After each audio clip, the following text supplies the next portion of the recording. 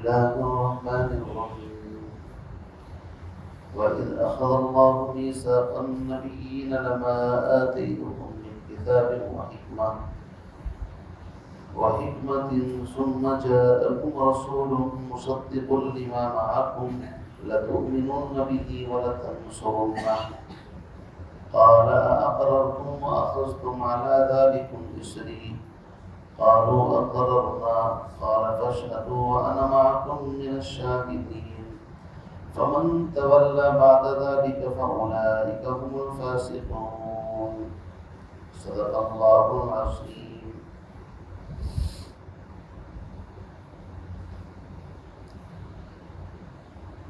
سورہ آل عمران کی آیت نمبر 81 اور 82 ہے۔ اس سے پہلے اہل کتاب یہود و نصارہ کی مختلف حرکتیں، ان کی علمی خیانتیں اور عملی خیانتیں، اور اسی طریقے سے ان کا آسمانی کتابوں کے اندر تحریف کرنا، زبان کو موڑ کر کے بات کچھ ہو اس کو کچھ اور پیش کرنا، اس طرح کی خیانتوں کا ذکر آپ حضرات کے سامنے آ چکا ہے۔ یہاں تک کہ اخیر میں ان لوگوں نے جو ان کا ایک اعتراض تھا کہ خود ہمیں حضرت عیسیٰ علیہ السلام ہی نے اپنی الوہیت کا حکم دیا ہے کہ ہم میری پرستش عبادت کی جائے، یا اہل کتاب یہود کا بھی یہی گمان تھا کہ عزیر علیہ السلام کی ہم جو تعظیم کرتے ہیں، ان کو خدا کا بیٹا کہتے ہیں، وہ اپنی طرف سے نہیں بلکہ انہی کی تعلیمات میں ہمیں ملتا ہے۔ تو آخر میں اس کا جواب دیا گیا ما کان لبشر ان یؤتیہ اللہ الکتاب والحکم والنبوۃ، کہ کسی بشر، کسی انسان سے ہو ہی نہیں سکتا، اس کی شان کے مطابق ہے ہی نہیں کہ جس بشر کو اللہ رب العزت حکمت، نبوت، کتاب دے، رسالت سے اس کو سرفراز فرمائے، پھر وہ اللہ کو چھوڑ کر اپنی پرستش لوگوں سے کرانا شروع کر دے۔ ایسا تو کوئی نہیں ہو سکتا۔ یہ تو ایسا ہی ہوا جیسے کسی ملک کا کوئی سفیر اور حکومت اس کو دوسرے کسی ملک کے اندر بھیجے، وہ بجائے اپنے ملک کی پالیسی اور اپنے ملک کی نمائندگی کرنے کے خود اپنی طرف سے کوئی بات شروع کر دے، تو ایسا کیسے ہو سکتا ہے؟ یہ بات انتہائی غلط اور جھوٹ ہے۔ بلکہ تمام نبیوں کی تعلیم یہ تھی وَلَٰكِن كُونُوا رَبَّانِيِّينَ، کہ تم سب رب کی عبادت کرنے والے بن جاؤ، عالم بن جاؤ، متقی بن جاؤ، علم اور عمل کے اندر اعلیٰ درجے پر پہنچ جاؤ۔ اور اسی طریقے سے کسی نبی پیغمبر نے یہ بھی حکم نہیں دیا کہ تم فرشتوں کو یا نبیوں کو رب بنا لو۔ فرشتے نور سے پیدا ہوئے، اللہ کی مخلوق ہیں، نبی انسانوں میں سے ہیں، لیکن کبھی کسی نبی نے اپنے سامنے جھکنے کی تعلیم نہیں دی، بلکہ غیر اللہ کے سامنے سے لوگوں کو اٹھا کر کے اللہ کے سامنے جھکانے کی تعلیم نبیوں نے دی ہے۔ اب اس کے بعد آیت نمبر 81 اور 82 میں وضاحت کے ساتھ اللہ رب العزت اس بات کو فرما رہے ہیں کہ اے اہل کتاب، تمہاری کتابوں میں تو یہ عہد لکھا ہوا ہے کہ جب آخری پیغمبر رسول آئے تو تم سب کو ان پر ایمان لانا ہے، ان کی تصدیق کرنی ہے، ان کی مدد کرنی ہے۔ یہاں پر ایک خاص عہد کا ذکر اللہ نے فرمایا ہے، میثاق۔ قرآن پاک میں 2-3 میثاق کا ذکر آیا ہے۔ ایک میثاق تو وہ ہے جس کا ذکر سورہ اعراف میں آئے گا، جو عالم ارواح میں اللہ نے تمام آدم علیہ السلام کی اولاد سے، بنی نوع انسان سے کیا تھا۔ الست بربکم، اپنی ربوبیت کے بارے میں کہ میں تمہارا پروردگار ہوں یا نہیں، تو وہاں سب نے ایک زبان ہو کر کے اللہ کو رب مانا تھا، اور سب نے کہا تھا بلا، کیوں نہیں، آپ ہی ہمارے رب۔ ایک عہد میثاق تو وہ ہے جو تمام انسانوں سے لیا گیا، اس میں نبی بھی تھے، اس میں عام انسان بھی تھے، حتیٰ کہ کافر مشرک سب A to Z مخلوق جو قیامت تک آئے گی، تمام روحوں سے اللہ نے اپنی ربوبیت کا اقرار کرایا۔ دوسرا عہد خاص اہل کتاب سے لیا گیا، جس کا ذکر سورہ آل عمران ہی میں آئے گا آخر میں چل کر کے، وَإِذْ أَخَذَ اللَّهُ مِيثَاقَ الَّذِينَ أُوتُوا الْكِتَابَ لَتُبَيِّنُنَّهُ لِلنَّاسِ وَلَا تَكْتُمُونَهُ۔ اہل کتاب سے یہ عہد لیا گیا تھا کہ تمہیں اپنی تعلیمات کو چھپانا نہیں ہے، چونکہ اہل علم کی ذمہ داری ہے وہ علم کی روشنی میں حق کو واضح کریں، اور اگر حق کو چھپا لیں گے تو اس سے بہت معاملہ گڑبڑ ہو جائے گا۔ اور تیسرا عہد یہ ہے جس کا ذکر یہاں پر ہے، اسی طرح ایک عہد کا ذکر سورہ احزاب میں ہے، وَإِذْ أَخَذْنَا مِنَ النَّبِيِّينَ مِيثَاقَهُمْ وَمِنْكَ وَمِن نُوحٍ وَإِبْرَاهِيمَ وَمُوسَىٰ وَعِيسَىٰ، تمام نبیوں کا قریب قریب اس کے اندر ذکر آیا ہے۔ اسی طرح سورہ مائدہ کے اندر بھی خاص طور سے ایک عہد میثاق کا ذکر آیا ہے، وَلَقَدْ أَخَذَ اللَّهُ مِيثَاقَ بَنِي إِسْرَائِيلَ، کہ وہ عہد خاص بنی اسرائیل سے لیا گیا تھا، اور 12 نقیب اللہ نے ان کے اندر بھیجے تھے، اور فرمایا تھا لَئِنْ أَقَمْتُمُ الصَّلَاةَ وَآتَيْتُمُ الزَّكَاةَ وَآمَنْتُمْ بِرُسُلِي وَعَزَّرْتُمُوهُمْ، کہ اگر تم نمازوں کی پابندی کرو گے، زکوٰۃ دو گے، اور میرے نبیوں کو مانو گے، تو عزت کی بلندی پر اللہ تم کو پہنچا دے گا۔ ایک عہد کا ذکر یہاں پر اس آیت میں آیا ہے۔ اس آیت میں جو مفہوم ہے آپ اس کو سمجھ لیں، پھر میں ترجمے سے بات انشاءاللہ سمجھ میں آ جائے گی۔ فرماتے ہیں وَإِذْ أَخَذَ اللَّهُ، اس وقت کو یاد کرو اے بنی اسرائیل کہ جب اللہ رب العزت نے میثاق عہد لیا النبیین، تمام نبیوں سے، تمام نبیوں سے، اس میں صرف نبیوں کا ذکر ہے، عام انسانوں کا ذکر نہیں ہے۔ آدم علیہ السلام سے لے کر کے حضرت عیسیٰ علیہ السلام تک تمام نبیوں سے عہد میثاق لیا، کس چیز کا؟ لما آتیتکم من کتاب و حکمہ، اے نبیوں اے رسولو میں تمہیں کتاب اور حکمت دانائی دوں گا، یعنی جب تم کو دنیا کے اندر بھیجوں گا ایک کے بعد ایک آتے جاؤ گے تم، تو میں تم کو کتاب حکمتیں دوں گا، لیکن ثم جاءکم رسول، پھر جب آئے تمہارے پاس وہ رسول جو عظیم الشان رسول اور پیغمبر ہے، جو بڑی عظمتوں والا ہے، اس سے مراد جناب محمد الرسول اللہ صلی اللہ علیہ وسلم۔ اور وہ رسول کیسا ہوگا؟ مصدق لما معکم، وہ تصدیق کرے گا اس چیز کی جو تمہارے پاس ہے، یعنی وہ آ کر کے یہ کہے گا تورات، انجیل، زبور وہ بھی آسمانی کتابیں تھیں، وہ اعلان کرے گا مجھ سے پہلے آدم سے لے کر حضرت عیسیٰ تک تمام نبی برحق اور سچے تھے، وہ اس بات کا اعلان کرے گا۔ تمہیں کیا کرنا ہے؟ لَتُؤْمِنُنَّ بِهِ وَلَتَنْصُرُنَّهُ، تمہیں ضرور بھی ضرور اس پر ایمان لانا ہے، اور ضرور بھی ضرور ہر حال میں تمہیں اس کی مدد کرنی ہے۔ سوال یہ پیدا ہو سکتا ہے، اللہ تو عالم الغیب ہے، اللہ کو تو پتا تھا کہ آخری پیغمبر جب آئیں گے تو ان کے زمانے میں کوئی نبی نہیں ہوگا، چونکہ عیسیٰ علیہ السلام کا زمانہ کتنا ہے؟ 500 سال پہلے کا زمانہ ہے، تو پھر اس عہد کا اور اس وعدے کا فائدہ کیا ہے؟ اللہ کو تو پتا ہے کہ ان کے زمانے میں تو کوئی آئے گا ہی نہیں، جو بھی آئیں گے پہلے ہی آ کر کے چلے جائیں گے۔ تو اس کا ایک جواب یہ ہے کہ جب انسان کسی چیز کا ارادہ کر لیتا ہے تو ارادہ کرنے پر ثواب ملنا اس کو شروع ہو جاتا ہے، چاہے وہ اس تک پہنچے چاہے نہ پہنچے۔ تو اس آیت میں اللہ نے جو نبیوں سے کہا ہے، اے آدم، اے نوح، تمام نبیوں کو تمہیں اپنے اپنے زمانے کے اندر اپنی امت میں 2 کام کرنے ہیں۔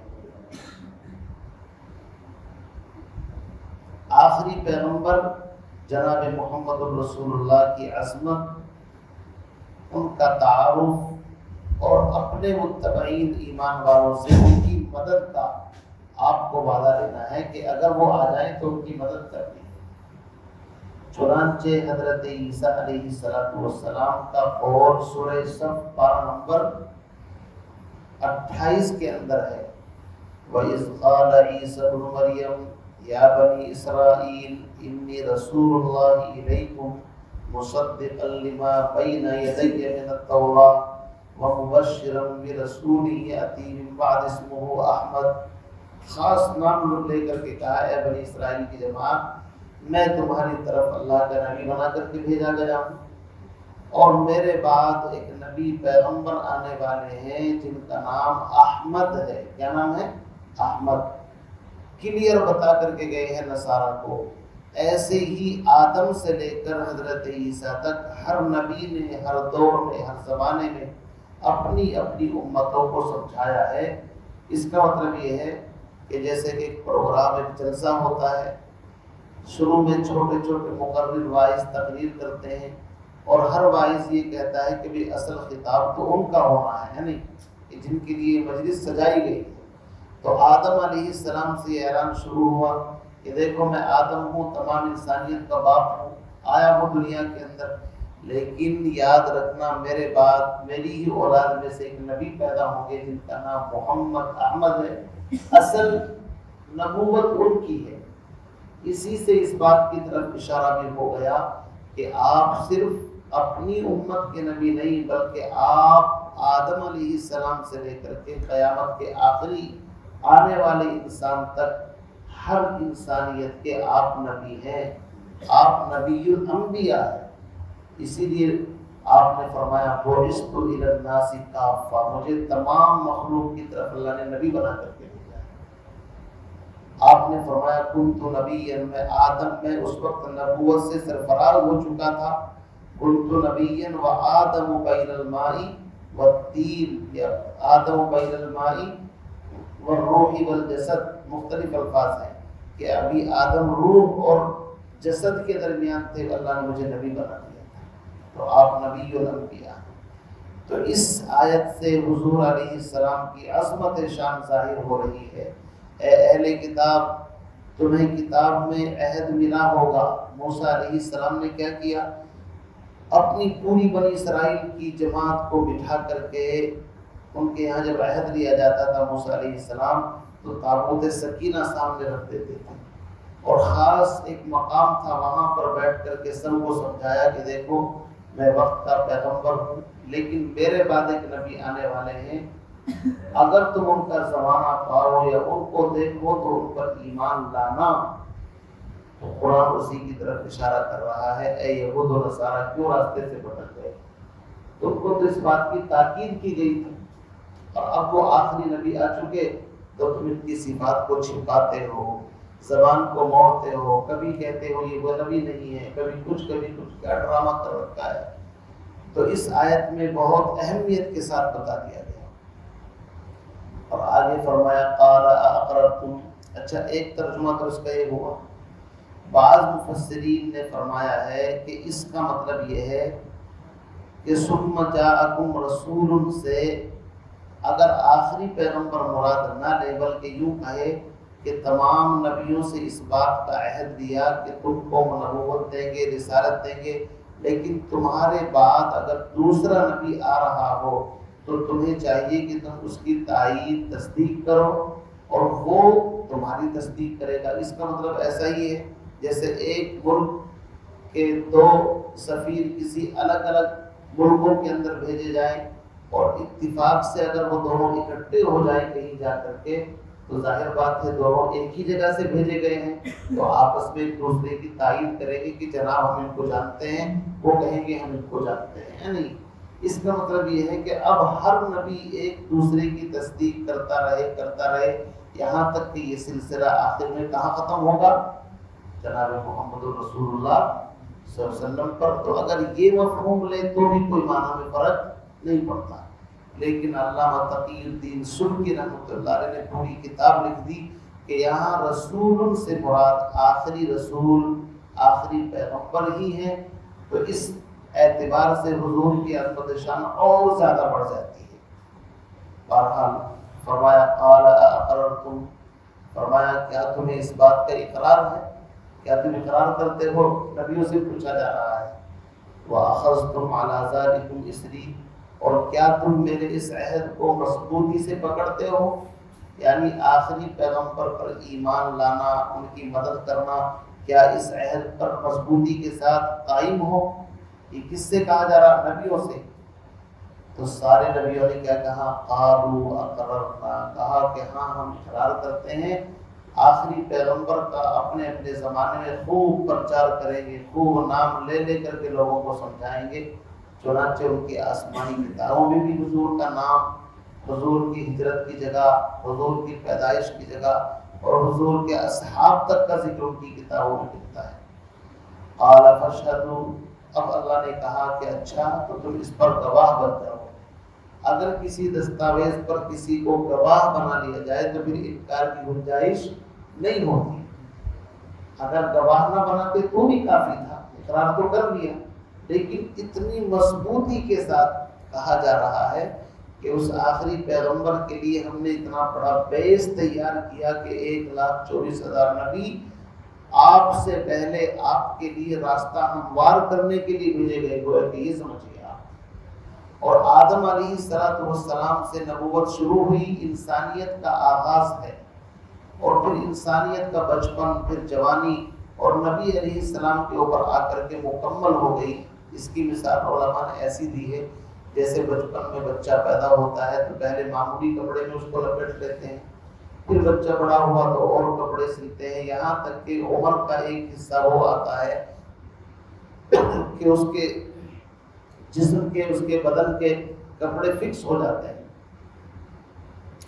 پھر موت تک وہی کپڑے چلتے ہیں، اس میں چینجنگ کی ضرورت نہیں پڑتی۔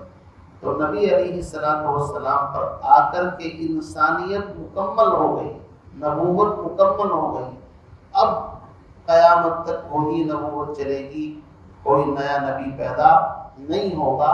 عیسیٰ علیہ السلام تو پہلے نبی ہیں حضور سے، وہ آسمانوں پر ہے، وہ آئیں گے، وہ بھی حضور ہی کی جو نبوت اور رسالت ہے آپ ہی کے ایک طریقے سے نائب کی حیثیت سے آ کر کے قرآن ہی کے احکام لوگوں میں پھیلائیں گے، آپ ہی کی تعلیمات کو عام کریں گے امت کے اندر۔ ایسا نہیں کہ وہ اپنی نبوت کا آ کر کے مستقل اعلان کرے۔ تو اس آیت میں حضور کی ختم نبوت کا بھی ذکر ہے۔ اس کا ذکر ہے ختم نبوت، کہ آپ کے اوپر نبوت مکمل ہو گئی۔ فرمایا قال اقررتم واخذتم على ذلكم اسری، قالوا اقررنا، کہنے لگے ہم اقرار کرتے ہیں۔ اللہ نے فرمایا فاشهدوا، تو تم اس پر گواہ بن جاؤ، وانا معكم من الشاهدين، اور میں بھی اس پر تمہارے ساتھ گواہ بن جاتا ہوں کہ آخری نبی، آخری پیغمبر محمد صلی اللہ علیہ وسلم، ان کی نبوت کے اوپر تم گواہ بن جاؤ۔ آگے پھر دھمکی بھی دی، فمن تولا بعد ذلک، اس گواہی اور اقرار کے باوجود اگر کوئی روگردانی کرے، منہ موڑے،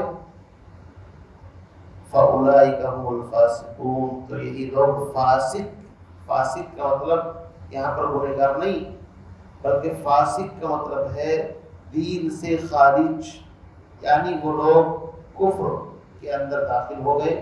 جو نبی کی نبوت کا انکار کر دے یا پیغمبر علیہ السلام کو نبی نہ مانے تو ظاہر بات ہے وہ دائرہ ایمان سے خارج۔ فاسق کا مطلب یہاں پر ایک کافر ہوں، یعنی کافر ہو جائے۔ فاسق کے اصل معنی آتے ہیں نکل جانا، فسقط الرطبۃ عن القشر، کہ جیسے کھجور کی گٹھلی سے اگر کھجور کو دبا دے تو نکل کر کے باہر چلی جاتی ہے کھدک کر کے، ایسے ہی فاسق کے معنی آتے ہیں خارج ہو جانا، یعنی وہ دین اسلام سے نکل جائے گا جو نبی کی نبوت اور رسالت میں شک کرے یا انکار کرے۔ فمن تولا بعد ذلک فاولئک هم الفاسقون۔